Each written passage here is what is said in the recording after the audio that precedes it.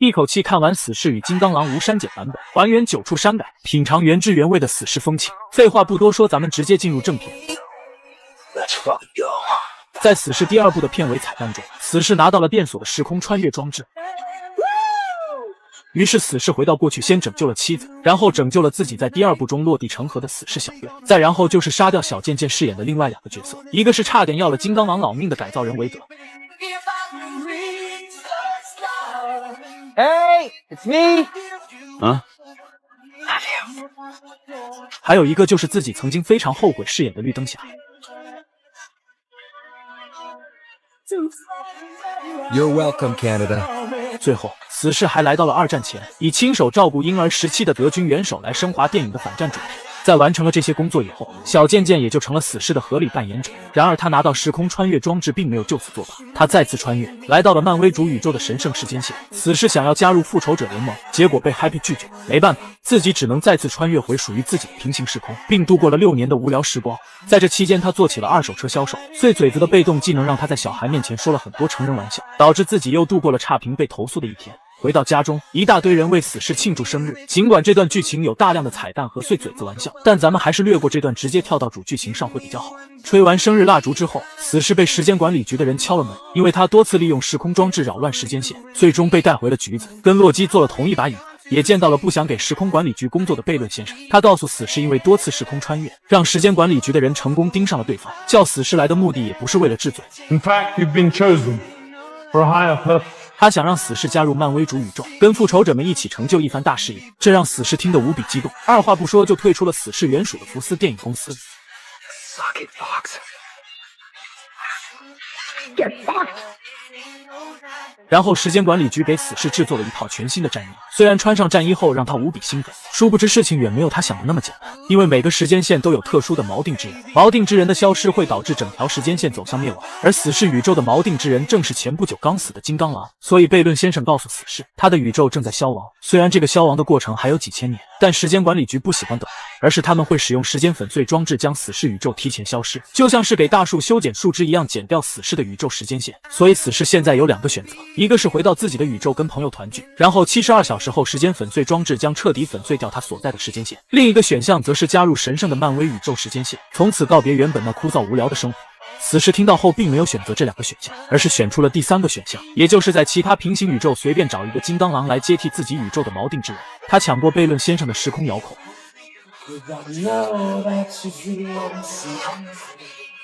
回到自己宇宙，然后挖开了金刚狼的坟墓，下面也就发生了电影开头的一幕。 Here we go. Maximum effort.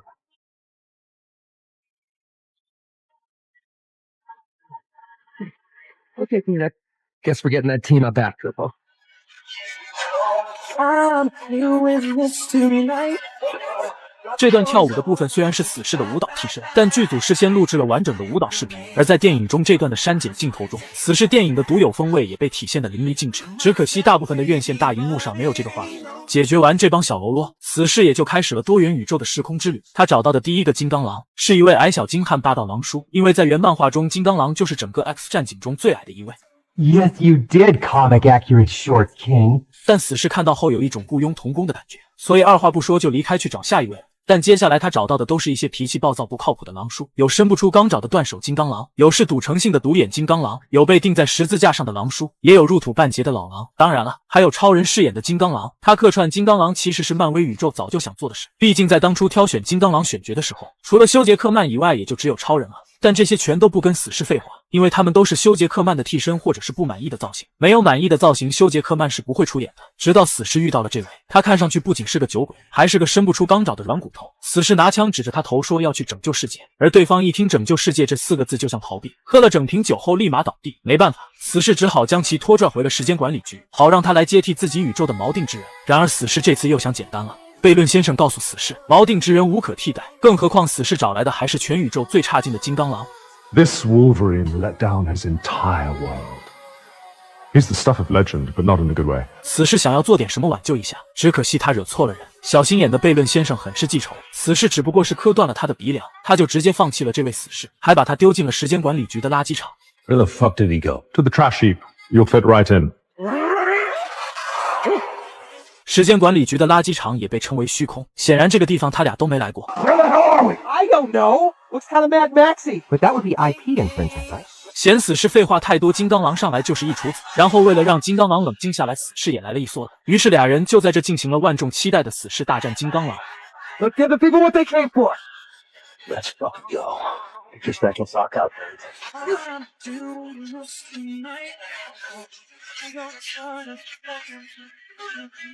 金刚狼使出了自己年轻时的刨地式进攻，这一招显然不如他弟弟用着流畅。在近身后，他先卸掉死侍的双枪，然后俩人近距离摩擦。因为死侍的武士刀也是艾德曼合金，所以他俩的近战实力不相上下。不过很快金刚狼就占据了优势，死侍的双刀全都插进了对方身体里，但这压根伤不到狼叔，小匕首插进肩膀也没用。没了武器的死侍只好使出大招，毕竟他最强大的武器就是脸上的那张嘴。死侍给金刚狼画了一张饼。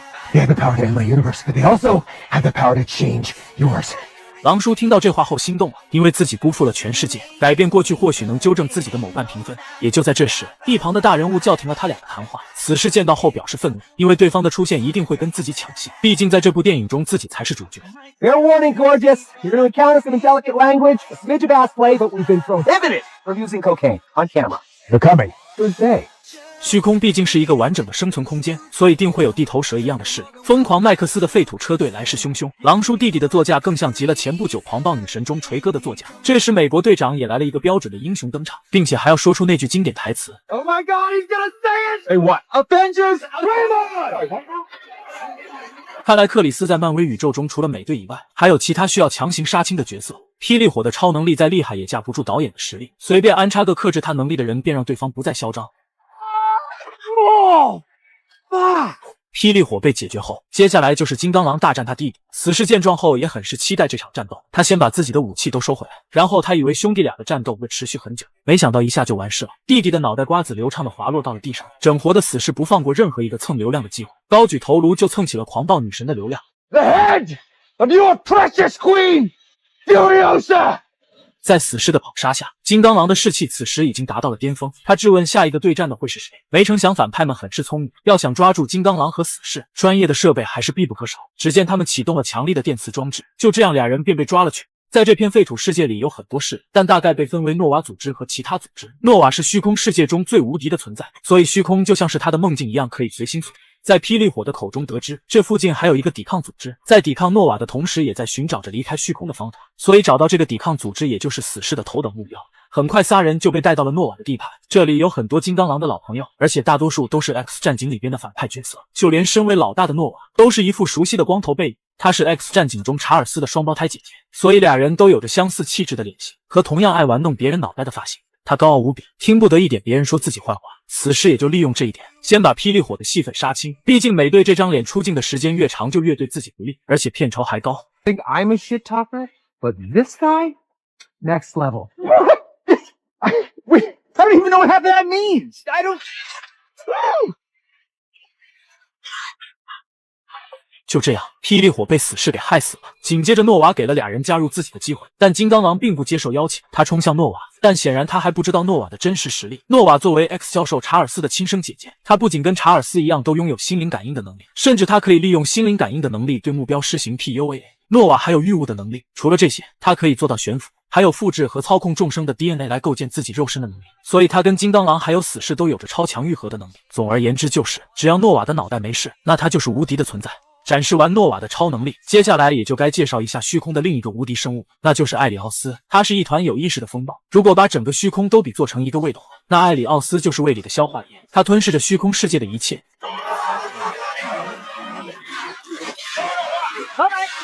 金刚狼、死侍俩人趁乱逃跑以后，他们俩人接下来的目标也就是所谓的抵抗组织了，因为他们知道离开虚空的方法。在寻找的过程中，他们遇到了另一个死侍，还有漫威电影都必要出现的小主角小狗死侍。然后出场的这位就是好死侍，他虽说名叫死侍，但却没有死侍的不死能力，也可能是因为他长着跟正牌死侍一样的脸，所以好死侍的结局也同样会是杀青出局。死侍想要对方的镀金手枪。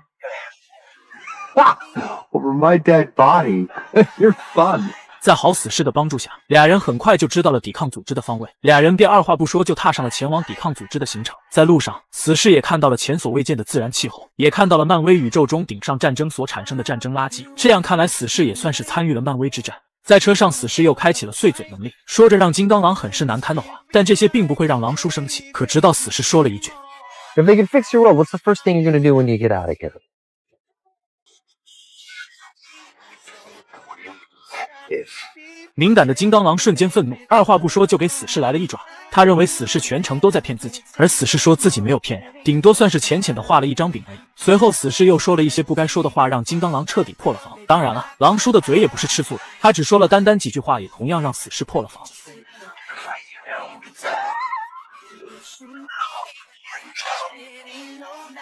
就这样，你来我往的就又开始了第二场的死侍大战金刚狼。跟第一场的战斗不同，这场车战血光四溢，双方的招式也变得致命迅捷，出血量也染红了整辆车，但就是染不红金刚狼的黄色战衣。就这样，他们决战到了第二天清晨。虽然谁胜谁负难分上下，但可以肯定的是，这辆车的耐久度是真的高。趁他们睡觉的时间，抵抗组织把他们带回了基地。这里与其说是抵抗组织的基地，倒不如说是几人的避难所。除了死侍2人外，就只有4个人。这位是艾丽卡，她是漫威宇宙旗下的反英雄，能力大概跟黑寡妇差不多，超能力几乎没有，但就是能打。这位是半人半吸血鬼的刀锋战士，也是无数90后最先熟悉的漫威超级英雄之一。这位是排皇，他的超能力是可以将能量注入任何物体并引爆。而这个人又非常喜欢扑克牌作为武器，所以被称为牌皇。最后这位是劳拉，也算是金刚狼的女儿。她并不是天生就会超能力，只是利用金刚狼的基因改造了一下，所以她也会伸出钢爪和自愈能力。几人在一起交流了一番后，发现能离开虚空的方法只有诺瓦会，所以他们几人决定再次返回诺瓦基地进行交战，利用红坦克的头盔戴到诺瓦头上，那样他就会失去超能力。几人在基地里越说越兴奋，最终便决定尝试放手一搏。只有金刚狼决定摆烂不去。等到了晚上，劳拉来到金刚狼身边劝他参战。虽然劳拉讲述的金刚狼不是眼前的这位，但俩人谈话的结果还是很积极的。第二天，几人小队坐着车再次前往诺瓦的基地。刀锋战士举着惩罚者的火箭炮炸开了诺瓦的大门，几人潇洒地把车停到了院子中央，随后慢悠悠地下车准备迎战。这也算是双方的一次集结。诺瓦这边的英雄有很多，但真正有战斗力的却没几个。金刚狼从车的后备箱缓缓爬出，死侍小队也就此完成了最终集结。双方很快就进入到了乱战阶段，抵抗小队的每人都展示了自己独特的战斗。在进行了一番战斗后，金刚狼和死侍趁乱闯进了诺瓦所在的房间。尽管他俩不是诺瓦的对手，但他俩的主要任务是尽可能的拖住诺瓦，因为诺瓦进入到别人意识的时候，也是他注意力最集中的时候，所以这也是最容易给他套上头盔的时机。诺瓦先把死侍弄到一边，因为他侵犯过死侍的大脑，接下来就要尝试给金刚狼洗脑了。毕竟金刚狼一直都是诺瓦想要联手称霸的对象。另一边，4人小队也在争取着红坦克的头盔。最后来到了劳拉跟红坦克的对战镜头。劳拉作为金刚狼的女儿，她有着非凡的爆发力，一爪子就把红坦克的双脚就给砍断了。失去战斗能力的红坦克就此也乖乖交出了自己的头盔。这边的诺瓦还在给金刚狼洗脑。在狼叔的意识里，诺瓦也看出了对方最不堪的一面。原来在这版狼叔的世界，他不仅辜负了所有的 X 战警队员，还大开杀戒杀了很多好人，以至于让全世界都讨厌 X 战警。狼叔这个特性就非常的让诺瓦喜欢。他倒是希望金刚狼继续保持本性，然后在虚空的世界里大开杀戒。就在诺瓦正在洗脑黑化狼叔的时候，死侍拿到了红坦克的头盔，他二话不说就套在了诺瓦的头上。死侍让诺瓦送自己回去，但这就需要诺瓦施展能力，而摘下头盔，诺瓦必定会杀死俩人。正当俩人犹豫到底要不要杀死诺瓦时，后边的火男率先开了枪。原来火男早就跟悖论先生有勾结，火男负责给外界透露消息，悖论先生会送火男离开虚空世界。然而经常背叛队友的金刚狼，此时最讨厌的就是背叛。 Not everyone gets a speech. 为了能顺利逃出去，金刚狼让死侍摘下头盔，要不然诺瓦死了之后谁也出不去。临摘头盔前，金刚狼说了很多感人的话，也许这些话刚好说动了诺瓦，以至于他在恢复后并没有反击，而是作为报答，他决定把俩人送出虚空。 An amateur magician rolled through here a while back. I killed him, of course. Wore his skin around for 4 days. I found this little trinket on his lovely fingers. Marble sparkle circle. What's that? This is your way home. 就这样，俩人奔跑着跳向了魔法传送门，回到了死侍自己的世界。死侍在二手车行业的同事此时正在热情地销售着眼前这辆车，可突然， Holy shit. That's Deadpool. That's Wolverine. You're damn straight it is. Fox killed him. Disney brought him back. They're gonna make him do this till he's 90. Let's go. 送完了金刚狼和死侍，诺瓦也就开始惩治背叛者火男。他认为火男既然想杀死自己，那就必然有自己的阴谋。火男也知道诺瓦的能力，为了自己的大脑不受侵犯，他选择自己招供所有事情，而招供的内容也让诺瓦记起了送自己来虚空的悖论先生。于是诺瓦决定去找悖论先生，想看看对方脑子里究竟装着什么阴谋。另一边，悖论先生知道死侍和金刚狼离开虚空后，便命令手下赶紧加快时间粉碎机的启动时间，然后自己就去寻找死侍和金刚狼。毕竟没人能从虚空活着出来。也就在他们交谈的时候，三人身后再次出现了那道魔法传送门。Paradox, we have a problem. Paradox. 也就在悖论先生意识到事情不对劲的时候，为时已晚。拥有心灵感应能力的诺瓦此举必定会知道悖论先生的所有记忆。诺瓦知道了时间粉碎机的存在，那这个专业设备会成为他最强大的武器。因为时间粉碎机的能量一旦被诺瓦全部吸收，那他就会重组自己身体的 DNA 以获得时间粉碎的能力。到时候他就可以任意粉碎各种平行宇宙，最后只会剩下虚空。兴奋的诺瓦先把死侍和金刚狼甩到一边，他带着悖论先生回到了时间管理局，然后启动时间粉碎机，自己缓缓来到粉碎机前，开始了最终的能量注入环节。另一边，死侍和金刚狼从废墟中缓缓爬出，他们看到诺瓦留下的魔法传送门还没有被关掉，而接下来的一幕也彻底把电影带到了高潮。传送门中出现了各个宇宙的死侍，因为在虚空中遇到好死侍的时候，就得知那里存在着数以百计被时间管理局扔进来的死侍们。各式各样版本的死侍都把大街给挤满了。等集结完毕后，死侍表示自己并不想打架，而是当务之急要先去阻止诺瓦的时间粉碎计划。然而对方明显是来者不善，而且个个都是碎嘴子，就连儿童死侍说的脏话都让人听得十分露骨。 That's kid bull. He's the dirtiest. 可不管死侍怎么劝说，对方压根就不在乎诺瓦的计划。女死侍更是不说废话，上来就是来了2梭子。死侍紧急之下拿着好死侍充当起了肉盾。可他们不知道的是，这位没有容貌焦虑的好死侍并没有再生能力，所以与其叫他死侍，倒不如叫他活侍会比较好。就连一旁的金刚狼都看不下去。 You really are God's perfect idiot, aren't you? 然后死侍坑了队友还不行，他还要带活士跑去对面的小诊所去治疗。但只要他们一露面，活士就被对面打成了筛子。甚至在途中，死侍还有中场休息的环节。也许因为活士的这张脸让死侍心生妒忌，也或者是活士身上的镀金手枪让死侍很想得到，所以没一会的功夫，活士便流畅的领了盒饭。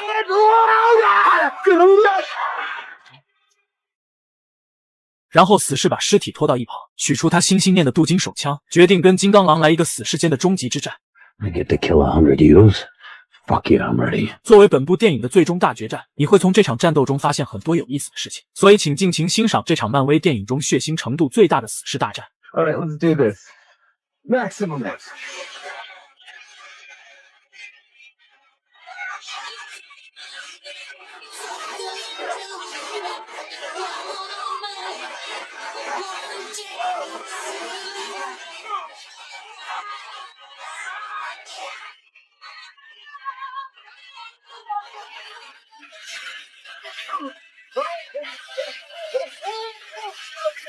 死侍和金刚狼很快就屠杀了一遍过去，并且还来了一个潇洒的英雄落场。但毕竟是死士大战，大多数还是拥有与死士同款再生能力的。很快，众死士就全都复活了第2条命。金刚狼原本还杀得很是过瘾，但这番景象让他的耐心瞬间为零。也正当死士们要开始第2回合的时候，死士的好兄弟皮特前来救场。皮特也就是电影开头跟死士一块生活的好哥们，他也是死士2中没有任何超能力的中年大叔。但因为自己同时患上了2种不同类型的糖尿病，所以他认为自己拥有超能力，并去应聘了死士的死亡小队。对于这些死士来说，皮特都是自己世界的好哥们，但可能是其他世界的皮特都没有活下来，所以当这些死士看到皮特的时候，他们都一股脑的去拥抱对方，这也就给了死士与金刚狼办正事的机会。众死士会因为一个普通人而放弃抵抗，这也许会让人觉得很扯，但是在我看来，这群死士都是从虚空来的，而诺瓦吸收了时间粉碎机的能量后，导致最终只有虚空会存留。这群死士在虚空待的时间长了，以至于让他们没了牵挂，所以会阻止金刚狼他俩。但此时他们又看到了昔日好友皮特，这也让他们重新想起了自己脑海中的家庭和牵绊，所以这时候众死士也就不再阻止金刚狼他俩了。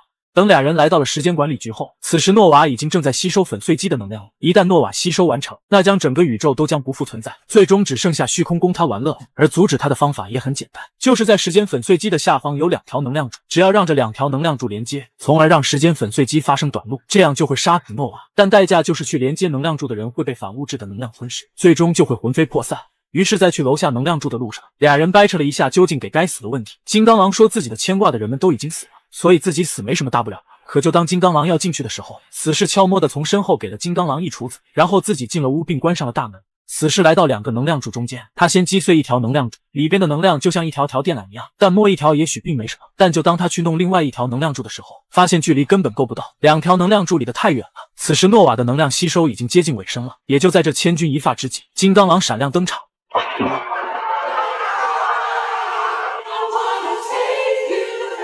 就这样，俩人在深层连接了一番后，他们成功阻止了诺瓦的时间粉碎计划，整个宇宙也就此少了一个巨大的威胁。在时间管理局的控制室，悖论先生的上司来到了现场，他认为是悖论先生搞砸了这一切，但悖论先生胡搅蛮缠的本领也不是虚的，他把一切的责任都推给了诺瓦，还说金刚狼和死侍是自己的亲朋好友。然而，就当他们聊到死侍与金刚狼的牺牲时，他俩再次慢镜头潇洒地从楼下走了出来。How are you two still alive? You were right. One of us would have been killed. But you put a Deadpool and a Wolverine together? Make them hold hands while listening to Madonna? Indestructible, mother. 电影到这里也就接近了尾声。悖论先生因为涉嫌违规操作而被带走，死侍和金刚狼因为他们的壮举也让原本正在消亡的时间线重组了起来，死侍所在的宇宙也就此被拯救。而金刚狼的过去并没有办法改变，但既然来到了死侍宇宙，那干脆也就别回去了，反正自己宇宙少了金刚狼会变得更好。就这样，死侍把金刚狼带回了家，还把在虚空世界存活下来的抵抗组织也一并带回了家。这样一来，金刚狼也算是有了女儿。电影至此结束。当然了，作为漫威宇宙电影，彩蛋也是必不可少的。在片尾彩蛋中，美队饰演的霹雳火展示了惊人的碎嘴子的实力，满口脏话的说着诺瓦的种种坏话，这也恰恰说明了他被诺瓦扒皮并不冤枉。不知屏幕前的你觉得这部电影怎么样？